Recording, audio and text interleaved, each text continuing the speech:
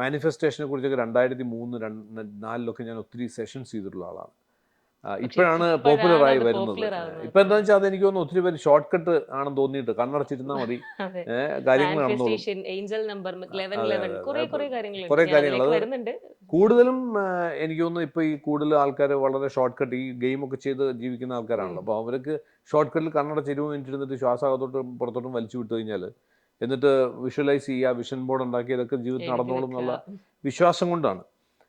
ഞാൻ അതൊന്നും വർക്ക് ചെയ്യില്ല എന്നല്ല ഞാൻ പറഞ്ഞതിനർത്ഥം. പക്ഷേ ബേസിക്കായിട്ട് നോക്കുകയാണെന്നുണ്ടെങ്കിൽ ഇതൊക്കെ ചെയ്യുമ്പോഴും നമ്മൾ സ്വയം ചിന്തിക്കേണ്ട ഒരു കാര്യം, ഫുൾഫിൽമെൻ്റ് എന്ന് പറയുന്ന ഒരു സംഭവം നമുക്ക് കിട്ടണമെങ്കിൽ നമുക്ക് ഇങ്ങോട്ട് എന്തെങ്കിലും കിട്ടിയാലോ അത് കിട്ടിയെന്ന് ഞാൻ വിശ്വസിക്കുന്നില്ല. അങ്ങോട്ട് എന്തെങ്കിലും കൊടുക്കുമ്പോഴാണ് കോൺട്രിബ്യൂട്ട് എന്ന് പറയില്ലേ. Okay. അപ്പം what is that you are there to contribute.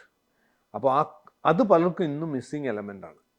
കാരണം നമ്മളെ ട്രെയിൻ ചെയ്തിരിക്കുന്നതും പഠിപ്പിക്കുന്നതും എസ്പെഷ്യലി സോഷ്യൽ മീഡിയയിലുള്ള എന്ത് കണ്ടാലും അതെല്ലാം നമുക്ക് എന്ത് നേടാം, എങ്ങനെ നേടാം, എത്ര ഫാസ്റ്റായിട്ട് നേടാം, ഇതൊക്കെയാണ് എല്ലാവരും ഫോക്കസ് ചെയ്യുന്നത്. ബട്ട് ഫുൾഫിൽമെൻറ്റ് കിട്ടുന്ന എപ്പോഴും വെൻ യു കോൺട്രിബ്യൂട്ട്. ആ കോൺട്രിബ്യൂട്ട് ചെയ്യുക എന്ന് പറഞ്ഞാൽ അത് ഡൊണേഷൻ അല്ലർത്ഥം. കോൺട്രിബ്യൂട്ട് ചെയ്യുന്നതിൽ നിന്നും നിങ്ങൾക്ക് നേട്ടങ്ങൾ ഉണ്ടാക്കാം. നേട്ടങ്ങളുണ്ടാവും. പക്ഷേ why should the world accept U? എന്തിന് എന്നെ അപ്രീസിയേറ്റ് ചെയ്യണം? എന്ത് കോൺട്രിബ്യൂട്ട് ചെയ്തിട്ട്?